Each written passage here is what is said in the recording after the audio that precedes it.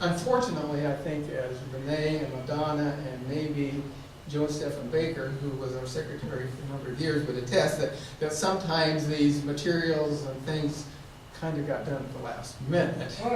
But what they don't know, Renee and Madonna, is something about Beverlyn's presentation and abilities that I really grew to admire. And that is that sometimes these referrals that Paul and I and Vern and Betty and others would give her would come with sort of not the best expectations of what should be done. And after she had laid these great plans and Madonna and Renee had developed the materials, they just were not working, were not appropriate.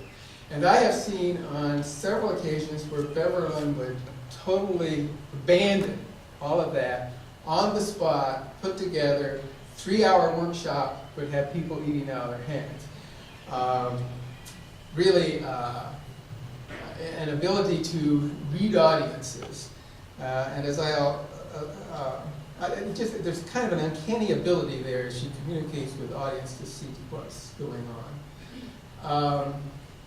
One of the last things that I will mention, it was kind of an assignment, but then as I was visiting with Beverlyn the other day, she was saying this is something that, as she looks back, it was really kind of important to her and had a great deal of satisfaction, was that a few years ago, the Northwest Area Foundation, which has headquarters up in St. Paul and then serves 12 states from Iowa all the way out to the West Coast, was called and wanted some people to help to put together a really undefined project, but they were going to drop $25 million into this project over the next few years, which sort of perks up the eyes of administrators about to have to terminate some employees at the time. And they needed somebody to put this program together, and they had hired a staffer whose expertise in community development and leadership consisted of being elected to being a county commissioner in the state of Minnesota. And so and then also putting together a group of folks who really did not have much acquaintanceship with the professional literature in either leadership or community development.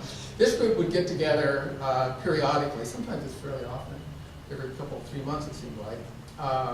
And I was attending some of that as well.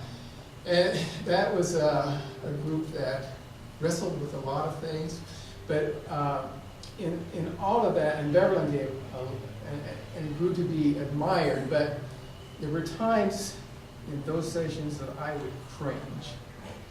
Because whenever Beverlyn is in the room, and there's sort of this elephant out here that nobody's willing to talk about, that happens in all of our occasions.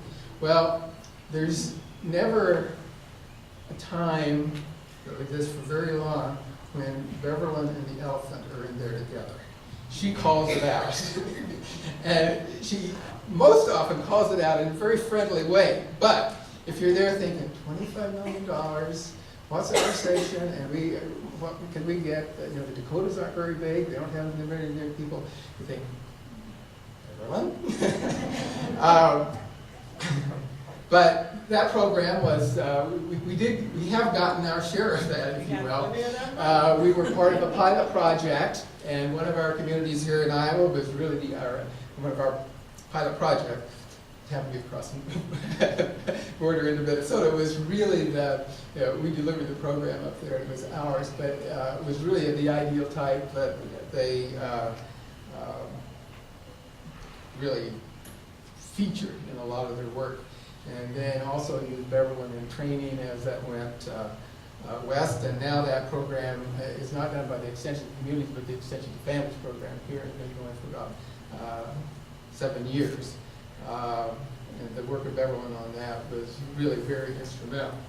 And I'll end up with a sort of a final little anecdote and indulge you a little bit on that with some of our experiences. The Northwest Area Foundation, as I said, is in St. Paul. And they prided themselves in work ethic. And so they would want us to start at 9 or 10 o'clock in the morning on the days that we started, which means that we have to get up at or leave here Ames at 5 o'clock or so. And then we would put long hours, and then the last day was usually a day that would end with a dinner and work, and then we would be dismissed about 9 o'clock or 9 or 10 o'clock to start home. So one of those times that we were doing that, we started home in an ISU car, and I looked at the fuel tank, and I said, well, we've got enough gas to get out of town, so let's just get out of town and head on home. And so we did, and then I said, well, maybe we can get as far as Albert Lee. And then we kind of forgot about the whole thing. And then we got to Clear Lake, and we forgot about it again. Or I forgot about it again. And once you get past Clear Lake, there's not a lot of big towns. But a few years ago, we had done some leadership programs in Swaledale. Remember Swaledale? Big city. And I thought, well, we can just get off the interstate, go up there, and pick up some gas at one of these pay at the pump. Well, Swaledale doesn't have pay at the pump. And in fact, at Swaledale, they unplugged the Coke machine at about 2 o'clock in the morning when we were headed home. And so Beverlyn tells me, Steve, you know, it's been quite a while since a guy has pulled this run out of gas early in the morning on a dark rural road. And she said it in a way that I didn't think it was an opportunity.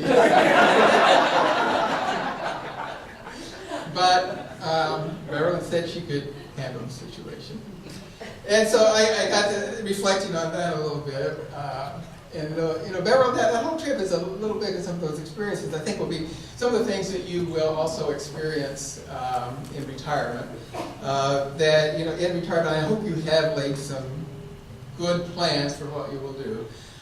Sometimes those don't turn out, and sometimes you have to adapt on the spot. And many times those will turn out well. And, you know, in retirement, it's one of those cases where not everyone needs to know all the details. So we wish you the best in your retirement, and it's been a joy working with Beverlyn over these last years that I have had.